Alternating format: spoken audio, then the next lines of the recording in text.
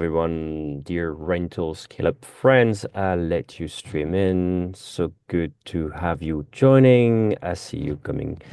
There's already 30 of you in. Thank you so much for being here. It's our last webinar of the year, webinar, masterclass, however you call it. As usual, our goal is to bring you insights and actionable things you can do. And as you may know, today we'll be talking about Airbnb, Vrbo, Booking.com, which obviously are three channels that you are probably very interested in hearing about.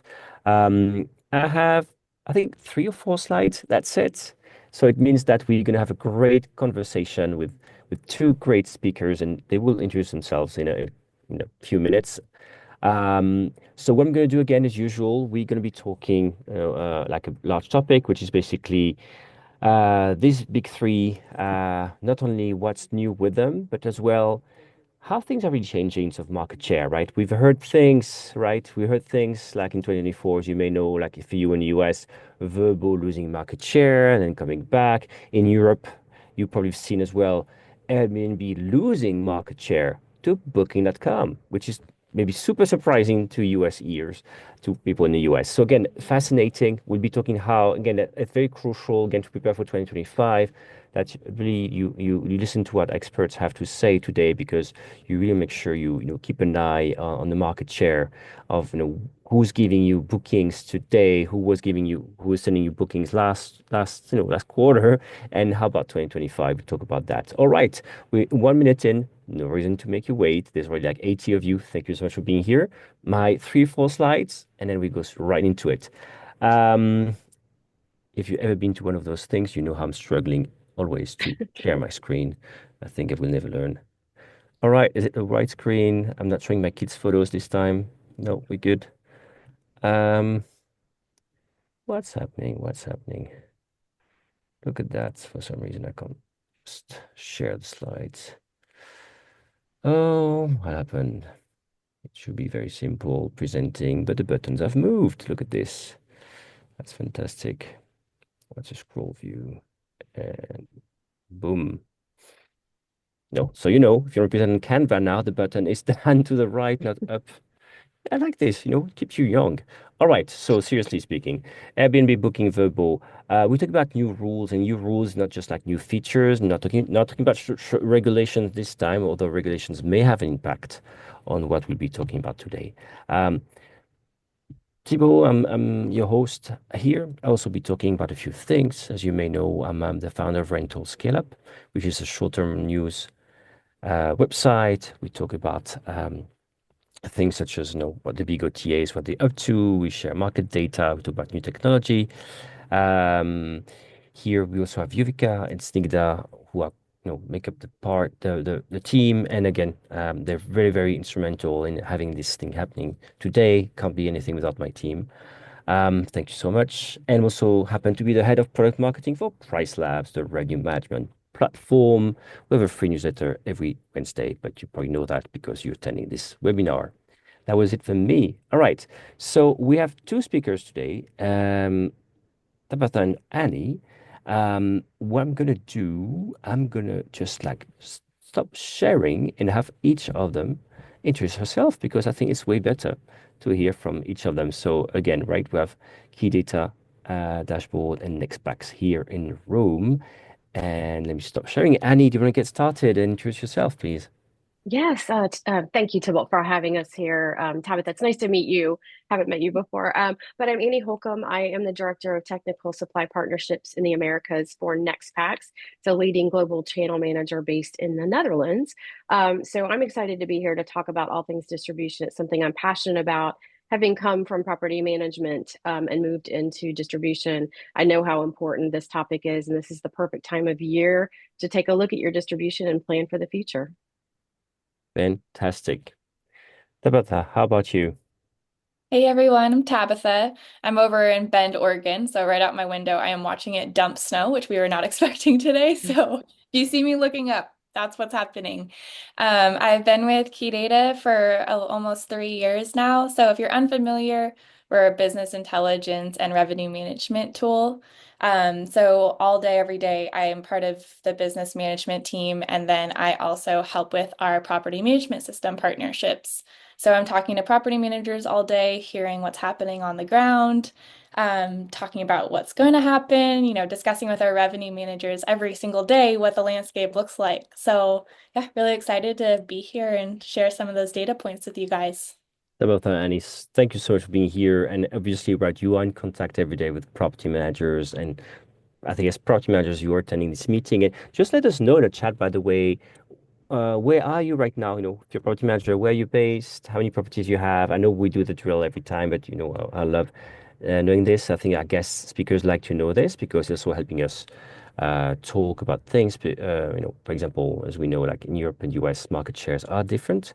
And there's people I know. There's Dean McLucky. Hello, Dean from South Africa. I see Tom, Manchester. Hello to the UK. So please do let us know where you're based, maybe also how many properties you have. Jacob, Colorado Springs, 150 listings. Frederick is in Sweden. Hello. So good mix of Europe and US for the moment. Gail, oh Gail, hello Gail. Good to see you. Long time no see. I saw you last week in Paris. That's Gail. Fantastic. Gail, 35 apartments, Hawaii properties. Hello, Gara. All right, Alex, third, new project manager. Welcome to the family. All right, Fernando, 177. Hans, Villa for You, Netherlands, 1,800 listings. Wow, look at this. Netherlands in the room. I'm in Amsterdam right now, and he works for a Dutch company. Look at that. Go Netherlands. Go Orange. Ontario 160, New Orleans 6. All right, Algarve. All right, so thank you so much. Again, I will look at the comments as usual. And if you have questions, there's a Q&A section as well. So do ask questions to us. We'll try to pick up the questions as we go along. If not, we'll make sure we have 5 to 10 minutes in the end to answer your questions. But again, I just want to make sure it's interactive. You can see now we are really, we're really live. We really care about you. I'm going back to my slides for a minute just to quickly talk about the topics.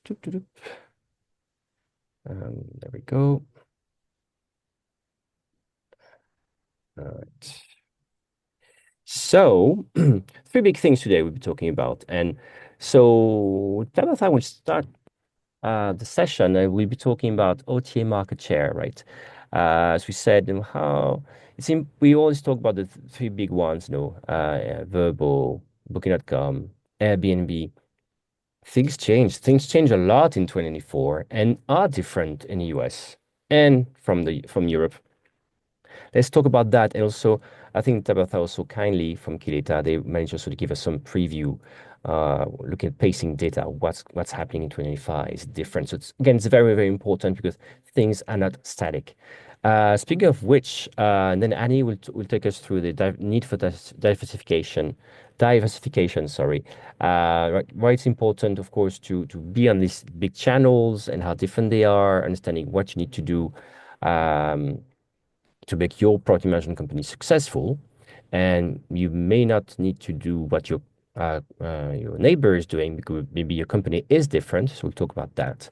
And then I will go through a few things happening on Vrbo, Airbnb, Booking.com, new things happening and what they actually mean for you. Some things as usual may have an impact for you on what's going to happen on the platform. So we'll go over this. And that was my last slide. Look at this, fantastic. Tabitha, let's go ahead. So how about this? I tease people about changes in market share and numbers, key data. You're very well placed to be talking about this. So I'll leave you the floor.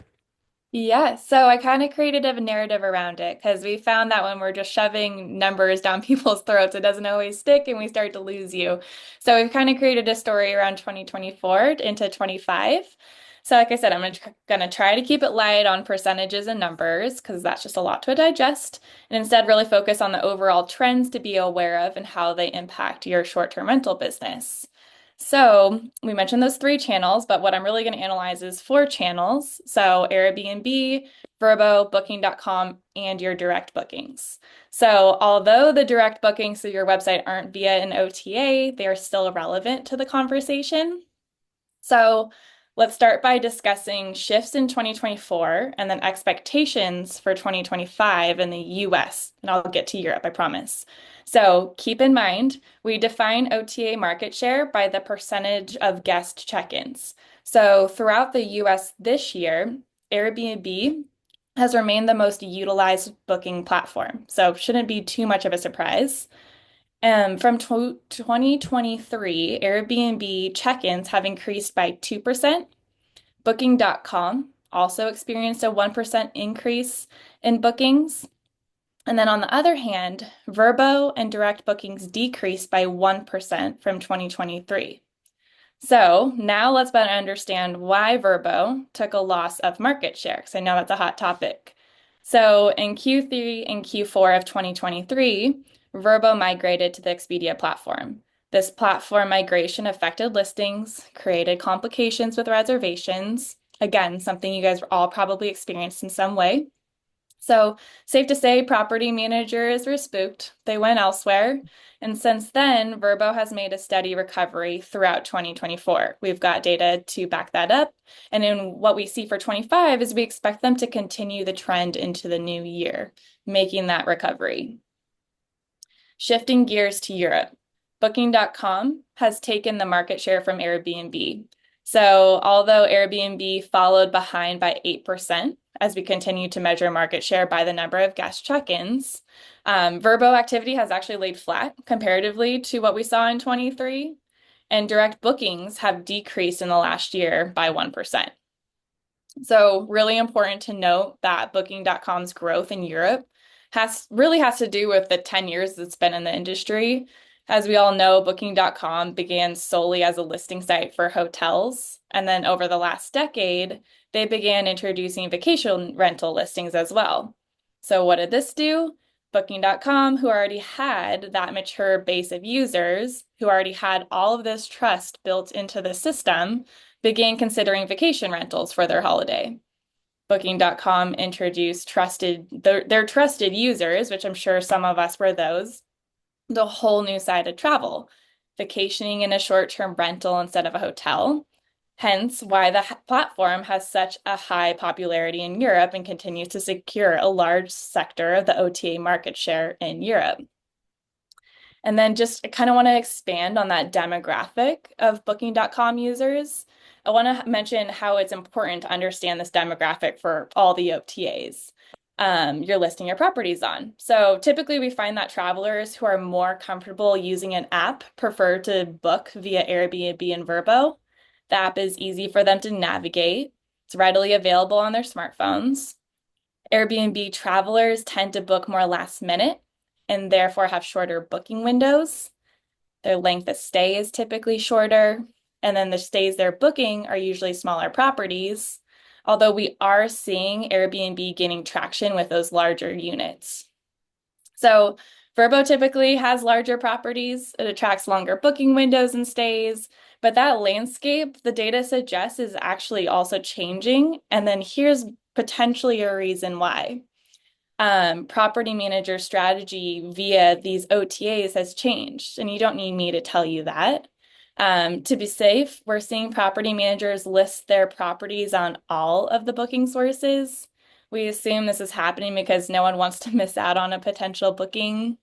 From my conversations with our revenue managers and others in the industry, this is a fine strategy. To dive even further into how to maximize your listings, you can consider the demographics we discussed just now to better understand who is booking on which OTA, and then adjust your cancellation terms, your rates, your length of stay requirements, all of that based on those findings. And then your biggest challenge and what should be your ultimate goal is to convert those guest bookings from the OTAs into direct bookings. And you can do that by providing, that unparalleled guest experience, the bulk of what you're doing every single day. But the last thing I'll say on this note right now is just really understanding, again, that demographic of the OTAs, where your strengths are in your portfolio and how to maximize on those. And then, of course, understanding what's your competition, how can you capitalize, knowing all this information. Great. Thanks for sharing so much. And Tabitha, I got a couple of questions for you, right? So Yeah. So again, the market shares we talked about in the US. So what you have the numbers by chance? I can share those in a different, yeah, I can pull up the percentage. So we do it by guest check-ins. So let me Mhm. see if I can get those exact ones really quick. Because it was great to hear you said basically like some lost share, but what was the Yeah. whole number for each market would be So fantastic. yeah, Probably. so I can show you, I can't show you, but I can tell you really Yeah. quick. So again, we're doing the market share by the number of guest check-ins. That I just want to make that clear if that's how we're measuring that. So let's go with the states first. Sorry, I have like a huge graph in front of me, so I'm trying to find it in here. Fine. So let's see. In the states for 2024, Airbnb has 43% market share. Mm, Direct bookings are 43%. 43%, and then that's followed by direct bookings at 28%. Then you have Vrbo at 21%, and then you have Booking.com with 8%. So, That's very interesting. And again, do let us know in the comments if you're in the US whether that's about what you're seeing as well, right? It's really, really important. So we had like Airbnb 43, then direct booking, so important to include that channel. yeah, And then yeah. you had Vrbo. Is that how much you said Vrbo? Vrbo's at 21%. So it's gone down 1% from the previous year. So they lost a point or of market share in a way, but knowing that in Q1 they really went down and managed to go back up. So Yeah, overall, again, that's why it's very interesting to look at this. I love what you're sharing now, right? If you yeah, look at just the data from 1 year to another, it looks like things are stable. And then this yeah, is where you don't realize maybe that during 1 quarter, you have one of the major channels going down. And that's probably going to talk to what Andy's going to cover is like, yep, when your channels go down for some reason, as you said, right? We all know that well, we don't know. It's not. I shouldn't say that. It's very like you all should all know. No, it's not true. As you explained earlier, right? That Vrbo, as we all know, had been acquired by Expedia Group. Expedia Group's policy is to migrate all their tech under one roof, basically, to reuse the same technology all over, which makes their life easier, but not yeah, usually necessarily the one of the users. So what happened basically, they did this. But the platform was not optimized for vacation rentals, for high level properties. It happens. But so much so that, as you explained, they had to cut the marketing spend. They weren't spending, they weren't buying any keywords, any traffic. So when not only the site was not converting, on top of this, they're not sending traffic to this, which kind of makes sense because they would be losing money. But they made it up. So that's pretty impressive. I'm very impressed. yeah. And what you're saying for 2025, you think things are pretty stable, right? Again. Things are looking pretty stable. Yeah, so Vrbo is really making a recovery there.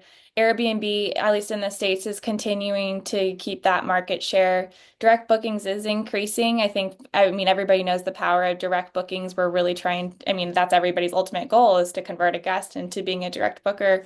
So that's the trends we're seeing. I mean, and this goes all across the board. You know, what we're seeing in terms of occupancy levels, rates no one likes to hear this, but it's looking really familiar to 2024.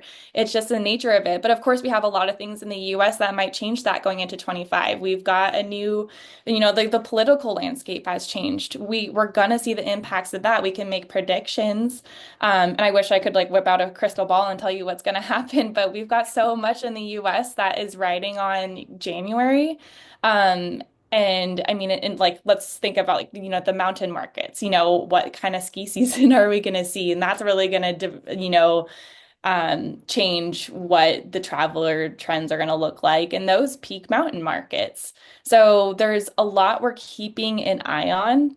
I saw one comment in the chat that I just wanted to address was somebody said, this is not what I'm seeing. That can completely be true. I mean, remember, these are averages. We're looking at what a majority, but there are gonna be outliers. So, and then that's the case with absolutely everything. So the key there is just still looking at your competitors in the market, staying on top of your OTAs. So all of this is still going to be very relevant for you. You just might be in a really niche market. You might have a really niche properties. So that's going to kind of set you up little bit differently than what this is seeing. Do we want to touch on what that market share looks like in Europe, Yeah, exactly. And I just want folks? to sort of give Okay. some context as well. Like Yeah. if you're in Europe, for example, if you're France, Vrbo is not called Vrbo, as you know, it's Abritel or it's Vevo in Germany. Right. So in Australia, it stays. So again, then taking this into account, that's what we're talking about here, right? You Vrbo as a group of brands, not just Vrbo obviously, which is very small in Hmm. Europe because they don't, I mean, they're just UK, right? Yeah. Go ahead. Yeah, yeah. Okay, so let's look at the market share in Europe.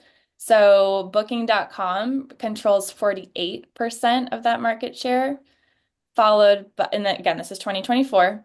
Airbnb controls 40%, and then direct bookings is 11%, with Vrbo only having 2%. And again, that's very interesting because that's all over Europe. And obviously in countries like France, when Abritel, Vrbo is still a bit strong, the share would be different, right? It's exactly as Yep. Tabitha explained, that's an average, but it's good to know. All Yep. right, any on your side, any reaction about this market share story before we go into your part? No, I mean, I think, obviously key data has a lot of data that they can pull. And what's really great is that they have the actualized data so we can really see what's actually happening, not kind of like a prognostication of what a market should be. I think what it does highlight is that there is booking.com has a lot of room to grow in the US and they recognize that. And so I have a feeling going into next year, we're going to see a lot of aggressiveness with that channel. And I'll talk about that and like, why it's important to really make sure that you're having a multi-channel strategy and utilizing the channels to create something to fill in the holes and not necessarily just your peak times. But I think this data it's spot on from what we're hearing from our partners as well. Well, that's great. And you said you would be talking about this. Why don't I leave you the floor, Annie, and just Oh, go over that straight away? okay, okay. So, if anybody knows me, I'm pretty passionate about kind of just the diversification of channels. You absolutely want to have a direct strategy and you want to make sure that you have that in place. But a lot of people don't have the luxury of spending a lot of money on direct. You might only have 2 or 3 units, so you're not going to put a lot of money into marketing. So you want to utilize the channels, for your marketing and put that aside as a thought. But one thing that I try to tell people at this time of year, especially for markets that are very seasonal. Just I'll use beach markets as an example because I live in a beach market. This time of year you want to take stock in what happened this year and what you maybe could have done differently. One thing that I know happened along the Florida Panhandle, specifically a very small market but very important market, is the 30A corridor within the Florida Panhandle. That is a very high dollar destination, and they had the most incredible growth after COVID, and they kept seeing it, kept seeing it, kept seeing it. And I think a lot of the managers in that market got complacent, and a lot of owners were newer to the market and they were used to getting very high dollar rates. They didn't want to come off those rates. And so by the time the market needed correction, it was a little too late. They also had some factors in play about beach access and things that were out of their control, nothing that could have been foreseen at the time. But what that said to me was that, these people that have maybe been only a VRBO user or Vrbo user and only a direct, they didn't have another backup channel in play to be able to access more bookings, to access those last minute bookings. So take a look at your strategy. What does it look like? Do you have more than 2 channels? I would say you absolutely need to have more than 2 channels. And the reason being is you don't want to be beholden to one outside of your direct, but you also want to make sure that you can fill in gaps where you need them, last minute reservations, when you have cancellations. I mean, we all hate cancellations, but it happens. If you live in a beach market, you deal with hurricanes. And there's no more powerful tool to turn back on than one of the OTAs after a hurricane passes and your market is clear and everybody can come in. So take a look at what your market mix is. Take a look at what your goals are. Is your goal to drive just revenue? Then you may want to look at those channels that are going to drive a higher ADR. Key data can help you really drill into that and see what the ADRs are by channel. Also, length of stay, booking window. I mean, you really want to take a lot of those things into consideration and utilize the channels to again layer over what your guests are. Create a guest persona. What does that ideal guest look like? And there's an ideal guest for every day of the week and every month of the year. So it's not just one guest that you're driving for. And each channel can kind of help you with that. So take a look at your strategy and then take a look at what those channels can do to help bolster your strategy and create a plan that you can be prepared for. And if you think of your channels as sort of levers, within a toolbox, and you want to be able to pull those levers when necessary. I always use two examples. One is Whimstay. It's a really great channel for last minute bookings. That is solely their focus. They're not trying to get bookings 6 months out. They're trying to get bookings inside 28 days. So what they're going to do is they're going to only show availability in the markets for those 28 days. So if you have distressed inventory, you can put it out there. And that's what people are shopping for is specifically on that channel. So that's a customer that's willing to travel last minute. And they also are not a high commission channel. So you're not looking at the cost of acquisition for that channel to be high. Another one would be something like Homes and Villas or American Express, any of these niche channels that are driving loyalty guests. They're very loyal to that channel. They want their points. They want to use their points. They want to earn their points. So if you can get listed on those channels and utilize those, you're going to get a very, again, they're going to be loyal to that channel, but you're going to get a high value guest, someone who's looking to spend extra money, book a little further out. They want the nice things. They want the higher quality services, so they're willing to pay for more. So give that a consideration, and I would say, talk to your channel partners, talk to your distribution partners. So if you're using a channel manager like NextPax, we can talk to you about how to create basically a menu that you can order from whenever you need to, and to fill in the holes and create a strategy that will maintain you throughout the year, not just during peak. And one item I know I've seen a couple times in the chat with people talking about like direct bookings. If you're direct bookings, if you're not running 100% occupancy, then you have room for OTAs. OTAs are not there to be your main strategy. They're there to supplement. And if people will think of it in that way, as they're your frenemy, they're there to be your friend. They have the same goals as you do. They're trying to sell rooms at the highest rate possible as often as possible. So think of it an aligned strategy and utilize that friendship, throughout the year. And that, oh, sorry. Really, beyond that, I think that one of the things that I would say in sort of diversification that I've seen a couple again in the chat, a couple of people mention is the use of social media. So besides OTAs, I think that social media channels have become sort of a new niche channel to get bookings from. It really plays well in the STR market and a lot of these really cool hip markets where there's a lot of fun things going on, city markets where there urban markets where there is events. So think about putting that into your strategy, and also with your partnerships with your channels, think about what you are looking for out of that channel, and don't be afraid to ask them. They are often willing to create strategy and create promotional opportunities around a market. So if you are in a market that is, a beach market and it's off season, maybe you get other partners within the market to say like, hey, we want to do a promotion right now to get people to come for like just a quick, weekend hop from Atlanta to the Florida Panhandle. They'll put together some promotions for you to do that because again, they're looking to move rooms just like you are. So think of your channel partners as a marketing partner, not just somebody who's taking your rooms and distributing them, for the sake of making money. They're there to help you market your property and your destination. I really like that you mentioning these other websites as well, these other platforms where you can book. Would you mind repeating them one by one? Because as I can see in the comments, people say, "Hey, what was the name of the last minute channel, the Whimstay?" And Yeah, so they just want to. So we talked about Whimstay. That was the last minute channel. We talked yeah. about Marriott home. Homes and Villas. Yes. So it's Beard Yeah, Homes and so Villas. Yeah. yeah. So Marriott Homes and Villas, and then you would talk about American Express. So again, like more loyalty type programs. But there's a lot of channels that have come on the come on the scene that they're not going to rival Airbnb or VRBO or Booking.com anytime soon. But they are there to supplement. You've got Vacay My Way is one.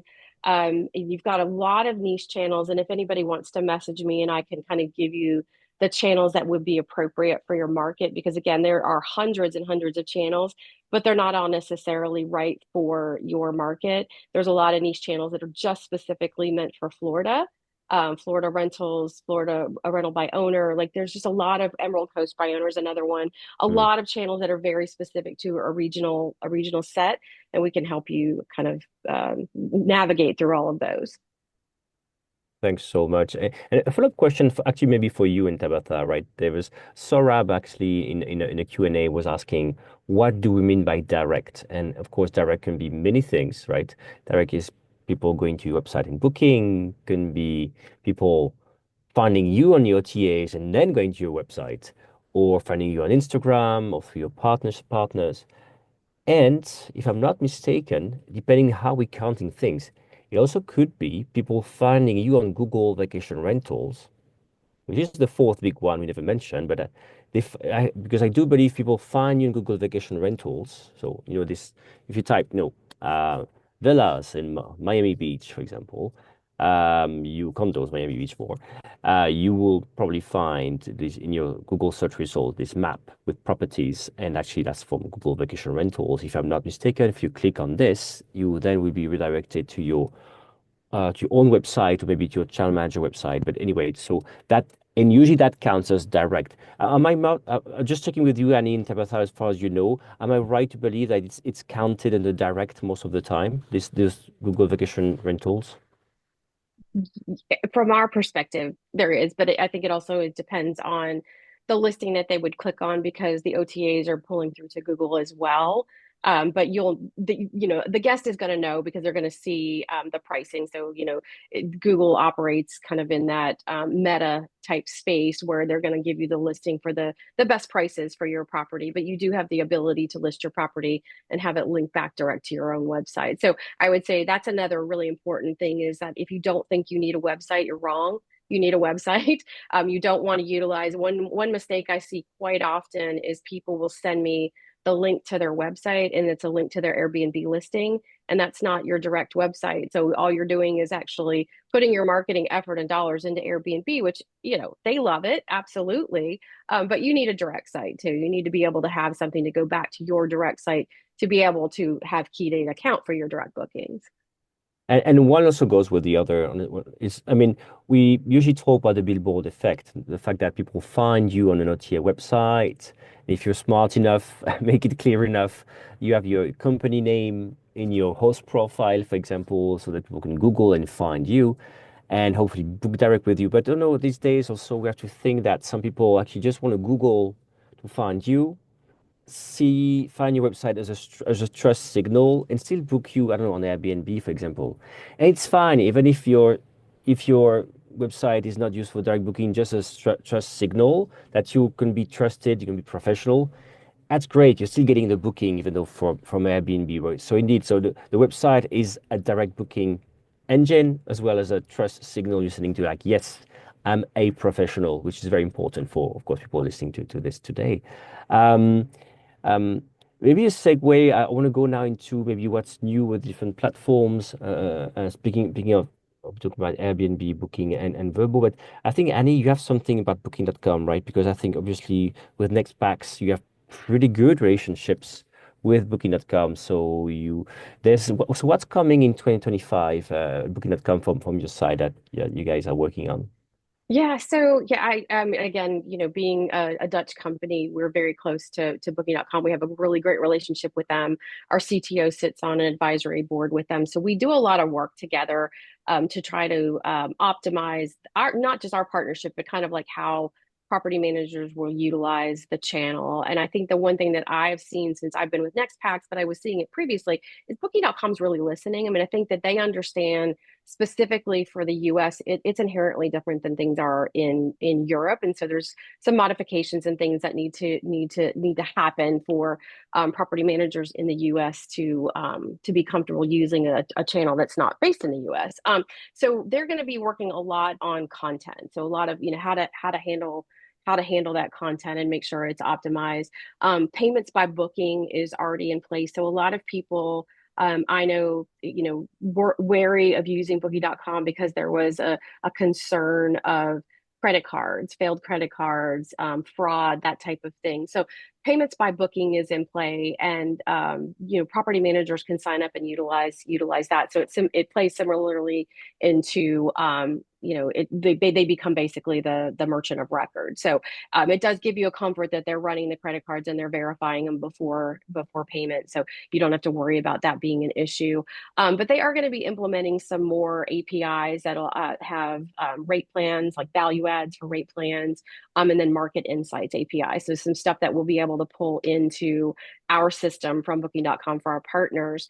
But even greater, and I mentioned this actually to Tybalt recently, we just completed a program called the Seamless Experience Accelerator. That's just an internal name with booking.com. But what that allowed us to do was take some of those foundational functionalities from booking.com and put it in our system. So instead of having to go into each single property to report a bad credit card or to report guest issues, to reconcile reservations, that type of thing. You can do it in our system, which is what makes it one less system that you have to do. And it's all kind of rolled up in the dashboard within the NextPax platform. There are only a few other companies in the globally that have done this. It's something that I think Booking implemented this because they were hearing that there's a lot of friction in using the platform, so they wanted to remove that friction. So I think you're going to see a lot more of those type of functions coming from Booking and also from some of the other players. We're not seeing a big roadmap for Airbnb, but we all know they have their releases and they kind of hold their cards close to the vest as to what they're going to do. But I think overall, it's going to be really focused on content and communication, and then where can we get kind of the data from the channels to understand guest behavior for each one of your property groupings and your market. So I think 2025 is really bright for all the OTAs. I'm seeing a very bright spot for Booking. I think that they are very focused on the US market and wanting to make that relationship with US property managers as strong as it is in the Europe market. Yeah, and thanks for sharing these insights. And I agree with you about what they're going to do. And if I can now, and of course, again, as usual, I will now take the lead to talk about what we see coming up on these different platforms. But Tabathani, if you want to chime in, do chime in, right? As I did when you guys were speaking, right? It's just to make it interactive. And indeed, I will start with Booking.com because, again, exactly as you said, Annie, obviously it's a known factor in Europe. You can't do without them. And the, I mean, the size of the market share that Tabata shared is just amazing. I mean, maybe some of you know that, but I worked for 5 years at their headquarters in Netherlands, right? And Booking.com would always look at Airbnb with envy and say, "Oh my God, we like Airbnb managed to um, bypass us and made sure we are that Booking.com is behind. We need to catch up, these kind of things." And at least in Europe, they've been smart to use their strength. And sometimes so all about knowing what you're strong at and just being even stronger where you're strong, right? Sometimes people tell you, I know it's about the part of the year we talk about good resolutions. People say you should work on your weaknesses. And sometimes like you should work on your strength instead of what you're good at and do more of that. That's what they've been doing, seriously speaking, in Europe, right? Just making sure they have that market share. And once they got the product aligned, just like pouring money in buying traffic. And as Annie said, right, the US, it's coming. Again, if you've been familiar with Booking.com, it always feels like next year, Booking.com is going to be big in the US. We kind of, I think I've heard this forever, right?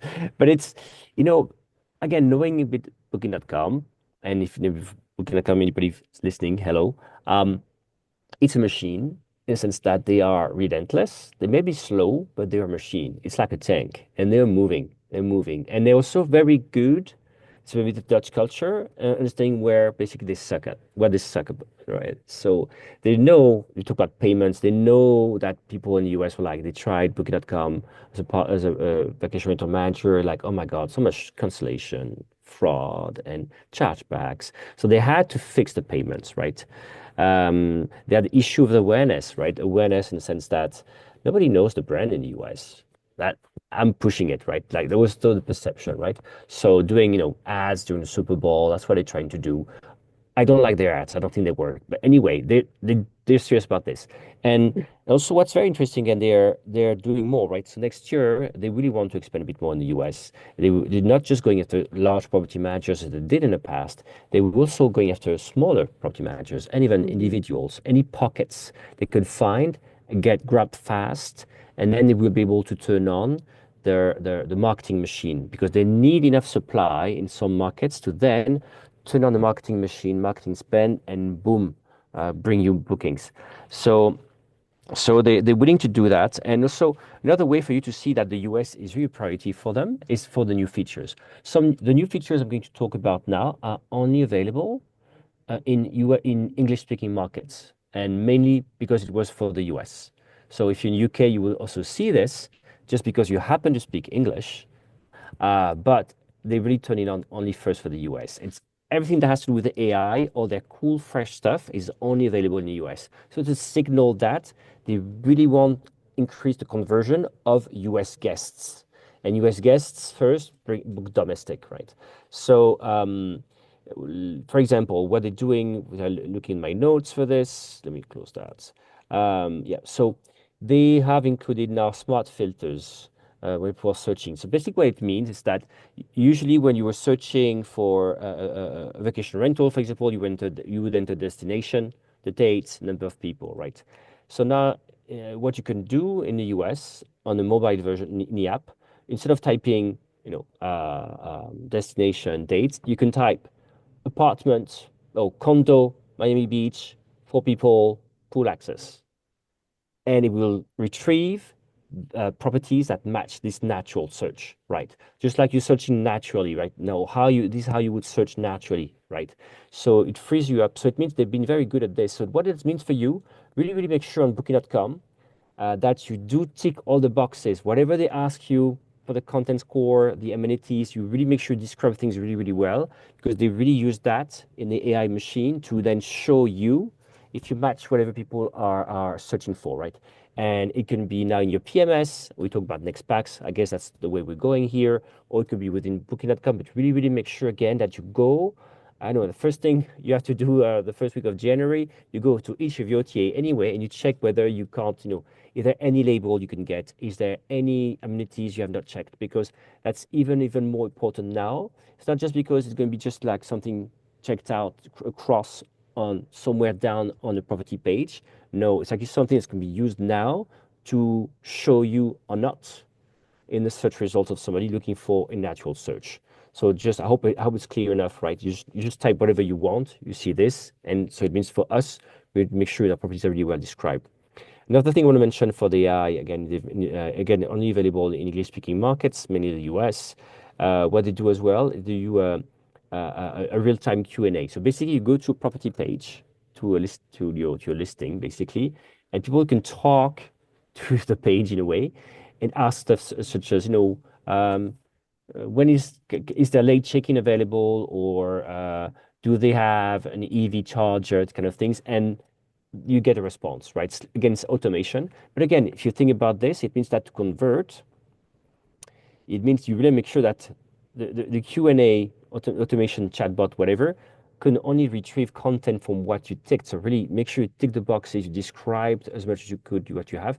As you know, in Booking.com, you can't influence the description of your property.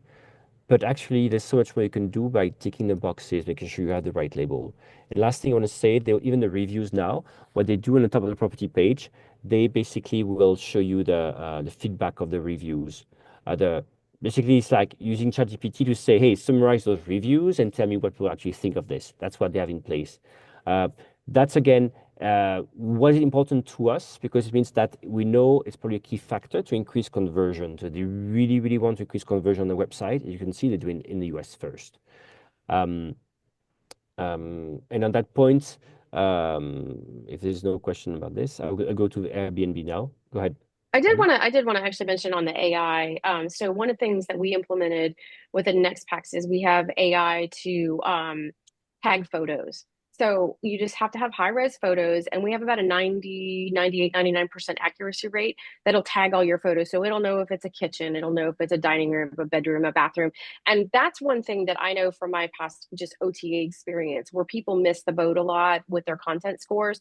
And the channels look at the content scores. They're looking, are you responding to reviews? Yes, but do you have the high res photos? Do you have your descriptions? On booking.com, you can put your logo and a little bit about your property management company so you can have a little bit of branding on there. Are you filling these things out? And photo tagging is really important. And I actually had a meeting with booking.com this morning, and we were joking about the number of people that don't realize that sometimes they've accidentally checked a bathroom as their hero photo. And there's nothing worse than somebody seeing a bathroom and when they're looking for a beach hotel, beach home or a ski chalet. Just check those kind of things. But the AI tagging is going to be really important, I think, moving forward because things are moving very fast and the channels are utilizing AI to interpret what the guest is looking for and looking at, and they're going to shuffle photos around. So you want to make sure that you're tagged appropriately. So if all of a sudden it becomes really key for people to look at game rooms in a home, that you've got that tagged as a game room so you could rise in the sort. Exactly. And I'm switching over to Airbnb, and the topic is sort of the same. I mean, a couple of weeks ago, I did a short video. You can go to our YouTube channel, Rentals Club YouTube channel, showing that if you're searching the same property page, right? The same property, imagine you have a vacation rental. I showed the example. If I'm searching for as a couple, or if you're saying we're coming with the kids, the same property page, the highlights on top of the page, we say, this property is great for blah, blah, blah, the highlights will change dynamically depending on who's searching, right? I said I was coming with the kids. It's going to say, oh, it's great because it's you guys kid friendly and they have these kind of amenities for kids. It's like basically again the content of the page is changing. And as exactly as Annie said, that's on Airbnb I'm talking about, but the same thing, right? So for all these AI tools, do this crazy matching, changing the content of the page as we're searching, they need the information. You need to give this information to the OTAs, right? Again, it could be in the PMS, could be on the OTA itself, but do make sure you fill in the forms, the things, and obviously you don't want to overpromise. So don't, of course, say what you don't say that you have stuff that you do not have, but we don't do that because we're pros. But again, that's going to be that's important. So again, Airbnb, we talk about these AI tools again because the goal for even for them as well is to increase conversion, right? It's all about increasing conversion. Another one for Airbnb, we talked about this again. I did a video a couple of weeks back, was about the co-host network. So why I'm mentioning the co-host network here, if you attend a different session, we talked about this in the sense that now uh, um, people who have a listing on Airbnb can choose to be helped by a co-host, right? And this person can go from helping them with a listing up to doing the full property management service, right? The cleaning, welcoming guests, and all this, right? Why I'm mentioning this? Because it does mean if you look at Airbnb, you have to be pretty smart and make choices, right? Do you also want to be a co-host there? Do you want to use Airbnb as a source of leads? Your choice or not? Or do you, because, we heard different things. I've heard people saying I'm a co-host in the US, and what the leads we're getting is very struggling properties, and for good reasons. The property is, insert a bad word here, the property is not great. So again, think about this, but do you want to be there or not? Also, to have this in mind, in the markets where it's happening, there could be some pressure on your margins, right? It means that maybe more people are competing. You're competing with people who have imagine only 5 listings. You probably have a cost base that's smaller than you if you have hundreds of listings, right? Do you want to compete with this or not? Up to you, but think about this. You don't have to, but we want to look into it. Another one I want to mention as well. So we saw something that had a tremendous impact in 2024 was the fact that the Superhost label, Superhost, what's a label, has dropped in value. Right now, it's all about guest favorite. Guest favorite is really important, and that we know that again, it has an impact for us on property managers for several reasons. Right, it means that whenever you're searching or user is searching on Airbnb, first Airbnb is going to push guest favorite properties. Superhosts are down the line, right? So it means that even as a guest, I'm getting trained by Airbnb into only looking after guest favorite first. Number two, it's on listing level, not account level. Used to be that as a super host, we could introduce new properties and get them, rank ranked higher just because we were super host and we're benefiting from this. Now it's not enough, right? The property had you need to be guest favorite, and of course, if you're just starting out with a property, it's kind of hard because to be guest favorite, you need a certain number of reviews, which you don't have if you're starting out. So it's increasing the pressure. And also, Superhost is calculated every quarter. Guest favorite status is calculated every day. Every day. So it means that basically things are not stable, keeping on your toes. That's what Airbnb wants. Um, but it means again it's very very interesting what's happening here, and it's only increasing, right? The idea for Airbnb is to say they have so many listings, they want to help people find the good ones in a way, increasing the quality, but also a way in a way to increase the pressure on prices for you to price down on Airbnb to lower your prices because in the end as you know, part of your review score is the value for money, which is price. So it's very interesting what's happening here. Okay, so it does mean you have to make a choice as well. We all know, sometimes it's on your strategy. Some people may choose to have markups on different channels, and maybe I can talk about this with Annie. That's a good one, right? Markups. For example, in Europe, um, there's no choice. If you're an Airbnb as a property manager, you must pay 15% to Airbnb.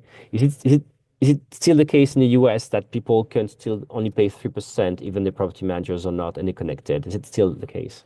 Yes, it is. Actually, there was some debate about that at Darm last week, so I did confirm that with the Airbnb folks. Yeah, so they, you still get the lower margin here in the US. So I was actually answering somebody in the chat about they had sold some rooms. It said that the rooms went quickly on booking.com and they were at a discount. Well, I would say absolutely don't be discounting your properties. And if you're in Hawaii, you could likely put a little bit of a markup because Hawaii is a big demand market. But if your rooms are moving quicker than your direct, then you're priced too low, and you need to make sure that you're keeping in tune with what the market is. And if all of your reservation, all your properties get booked up really quickly, that's an indication of your price too low. So yeah, I think that each channel you need to take a look at, make sure that your pricing strategy is one that you can stomach at the end of the year, that you're not eroding too much of your revenue. But the nice thing in the US is Airbnb is still one of the most cost effective channels. I know it's frustrating for some, but it is a very cost effective channel at 3%. Exactly, right. So if you're European, you hear this, yes. In the US, you only pay 3% if you're a property manager versus 15 again, which may again talk to what we talk about market share, right? Right. Booking.com comes to the US, you probably gonna have to pay 12 to 15%, if not more. And then Airbnb makes you pay 3%. So it does show the barrier you have, where Booking.com has to enter the US, right, on the cost front. But they're smart enough to be flexible in some cases. I'll just say that, just saying. Um, so, and we talk about cities. What's important as well is, so the big thing for Airbnb as well to understand is that there's a risk of distraction, right? What they said starting 2025, they will launch at least two new verticals, two new industries where they're going to enter. For example, they may be entering car sharing next year. That's what I read last year from Brian Chesky. Um, so who knows what they're going to launch, but it does mean that short-term rentals, which is the core, stays the core, but they're adding more things. So it's going to be interesting to see because in a way, what are they going to present at some point on the homepage? Like for a while, they were presenting experiences, and they were presenting like on the homepage, presenting unique places, icon places you can book for one night. So it does mean at some point the space they have, we have to compete for different categories. So let's see what it means. I don't think it will mean that short-term rentals will go down in terms of number of bookings, but it could be a distraction for Airbnb in terms of like what they're doing, how they're ramping up. So let's see what it means for us, which does mean again, don't just bet on one channel because you never know what can happen. I think they're very smart, but think about this. Another one I want to mention now, because we've got 2 minutes left for myself, 25 minutes for the Q&A. It's Vrbo. Interesting move. I know what you think about this, Tabitha and Annie. Like Vrbo has added more than 1 million listings from the urban markets. So basically, to let's say what they did, they got listings from Expedia that they added, boom, like this to Vrbo. A lot of them were apart hotels, for example, honestly. But it does mean that Vrbo now is also able to compete in urban markets, which was basically something they were usually only available in very strong in traditional vacation rental markets. Airbnb has been growing there. And now they're going back in urban centers. Again, we're also booking is strong. So that's interesting. It does mean that it does mean probably that booking, Vrbo is going to start buying traffic for cities as well. So if you have apartments in city centers in the US, you may think about again at looking at Vrbo again next year with different eyes. And I would be curious to see. Let us know whether you're going to get more traffic. Um, and that's pretty much it I want to cover, right? So basically, they're really trying to leverage what they did with Expedia, and I think it's also a bit complicated to understand. But if I'm correct, some Vrbo listings now also visible on Expedia, even though they're managed from Vrbo, and they're also visible on Expedia, which was the case before. Now this state's new. I was a bit confused. I don't know if you have any clarity on this, Annie, what they're doing here, but what I'm hearing is that. They try to give more exposure to the board listings, but also making them visible on Expedia. But all vacation rentals have to be managed from Vrbo. Vrbo. Yeah. So they actually have some gray area there. So if you operate in a condo market or some of these leisure urban destinations. So Myrtle Beach is a great example. Miami, Destin, Florida, Gulf Shores, Alabama. Those markets have a lot of high-rise condominiums, so there's depth of inventory. So if you have a building that has, some of these buildings have upwards of 700 units in a building, and there's like, maybe 6 or 7 room types. So a manager could potentially have 100 rooms and 3 different room types, and you can kind of group them together and use that as like a hotel style listing.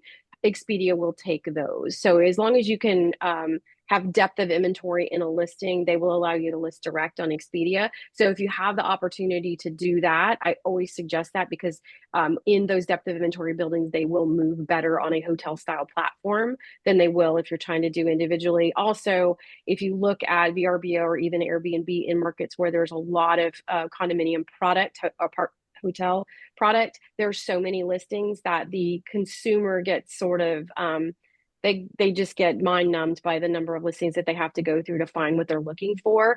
So a lot of times they'll revert back to that hotel style listing to find exactly because they probably know I'm going to this market. I want to stay in this particular area within this market and maybe at 1 or 2 of these condo buildings, and they'll go through the condo buildings to look at it. So it really just is about having somebody at your channel manager or at your channel partner who can help coach you on the best way to do your listings to optimize conversion. I love that, right? Because, for example, Booking.com is amazing about hotels, condo buildings, because Booking.com coming from the hotel world is really good at selling several, accommodation types or volumes of accommodation in one building. So, and all the reviews get aggregated on that property level. So, indeed, it's really, really important you talk to your PMS or to whoever is handling this to understand whether you can replicate that and how do you set it up. It's very, very important because it's a key factor. And again, as we just heard, right, from Vrbo and the rest, there's something happening in urban markets. They do realize that especially, for example, with regulations, right? Some people have to get hotel licenses now. So it looks like these form of buildings, apart hotels, condo buildings, whatever we call them, service apartments, they just they're easier because you could get a commercial license in a way and avoid some kind of regulations. So that's also why the OTAs want to go after them because that's looks like some supply that's a bit more to stay and can resist some bans. Hopefully, it's so. Or again, things are not static. So really talk to your friends, to your association, to your PMS, go to events. It's so important. Are there a couple of more things to add or questions to take, Tabitha or Annie I think here? there was one person who had a comment in the chat about their booking channels in Europe. So, booking.com being the most popular, followed by Airbnb, and then very poor performance with Vrbo. So I think that goes back to us talking about, exactly what Annie was just mentioning about like booking.com. They're really good with the condos, apartments, because they have that hotel background. Then you look at Airbnb. Airbnb really attracts those smaller groups. Smaller properties are trying to expand now. Like we have the data to prove that they're looking into more like 5+ bedroom types of properties. But if you look at Vrbo, Vrbo has those bigger stays. So unless you have those bigger stays within Europe. They don't perform as well on Vrbo. It's just the history of, what their inventory has looked like. Vrbo usually has longer length of stay, larger booking windows. They book larger groups. So again, it's just kind of understanding your inventory that way. I also saw somebody else's comment of booking.com, like why so popular in Europe, or why not just booking.com, the OTAs in Europe. If you think about it, like in comparison to direct bookings, which key data clarifies as your website. So direct bookings through your website. A lot of the websites in the US aren't friendly to changing the language based on Yeah. language or currency. The OTAs do that for you. So it's why the OTAs are so heavily relied upon in Europe. And obviously like very relied upon in the US. But we have a more common language here. Everybody else speaks, three languages plus English. It's a little bit different in Europe. So I just wanted to provide an explanation of why that might be when you're seeing the huge difference of how the market share of direct bookings in the US versus Europe. Yeah, and adding to this, that Booking.com has almost a monopoly in the in Europe in terms of hotels, Hmm. hotel bookings. Been very strong, and it means as well that they've been able basically to um, introduce vacation rentals to their hotel bookers in a way, right? People booking hotels. So they're very good at introducing, making hotel people booking hotels, making helping them discover vacation rentals, which is very, very, very interesting. And we know, right? We do stay in hotels. We're vacation rental professionals. We do stay at hotels from time to time. It's not taboo. So so they're good at this. Very, very good at that. And right. Something also somebody was asking, maybe Annie, that would be last question to cover. Is Vrbo the same as Expedia? So Vrbo is part of Expedia group, but can you explain again, how that works? Because I think it's very tricky, even for me sometimes to follow what's happening if I'm listing the Vrbo. Somebody's complaining that their listing was in Vrbo, has been moved to Expedia. Photos are all wrong, and it's just scary to hear this. Have you heard these kind of things first with Expedia and I Vrbo? haven't heard the content piece. I have heard people say, "Oh, my listing's gone." So if you don't have a direct contract with Expedia, there's no guarantee that your listing will appear on their site. So what you should think of it as is Vrbo is a cousin, and they're going to borrow the cousin's inventory whenever they run out of their contracted inventory in a market. So you could potentially be last served in that market if you're depending on getting on Expedia. So again, it's about knowing what your inventory style is and what channel is best suited for that. If you're a beach home, in the Outer Banks, North Carolina, absolutely you're going to go on Vrbo. Expedia will pull it over when they don't have hotels available. But you want to be on the Vrbo platform. But if you have condominium product, you want to do both if you can. I mean, that's what I would suggest. Well, thanks so much. Thank you so much for everyone for attending. We passed the time, and there's still 80 of you. Thank you so much. But as usual, so as you know, this is recorded. You can get a recording. We'll turn this into a takeaway articles. I want to thank Tabitha. I want to thank Annie. And a lot of people actually want to reach out to you, Annie and Tabitha. So, Annie, first, what's the best way to be able to know more about next packs or to contact you? So I did put my email address in the chat, but it's annie.holcomb@nextpacks.com. Also, if you're pretty active, I'm on LinkedIn all the time, every day. I'm very active there, so you can reach out. And then our website is nextpacks.com. Fantastic. Thank you, Annie. Thank you so much for being here today. Thank you. Tabitha, how about you? If you want to know more about key data or contact you. Yeah, absolutely. I'll pop my email in the chat as well. It's kind of a mouthful. Thanks to Key Data for having the longest name ever. But yeah, you can just reach out to me and I can connect you if you are interested in looking what's specifically happening in your market. I can connect you with that expert in your individual market, or just visit our website and you can get a demo of the dashboard if that's something you want, or again, looking at your market data. So a few ways to reach out to us. All right. And I see comments here saying obrigado, merci, mahalo, thank you. Well, thank you all again. That was the last Thank you. session. I wish you great, happy holidays. It's very important. Do take time to talk, to see your friends, family. It's the right time of the year. Or just, contact us on LinkedIn, as Annie said. Annie, we're pretty active on LinkedIn. If you want to talk with someone, we're there. Again, thank you so much, and you guys have a great holidays and see you next year. Take care. Bye. Thank Thank you. you. Have a good one.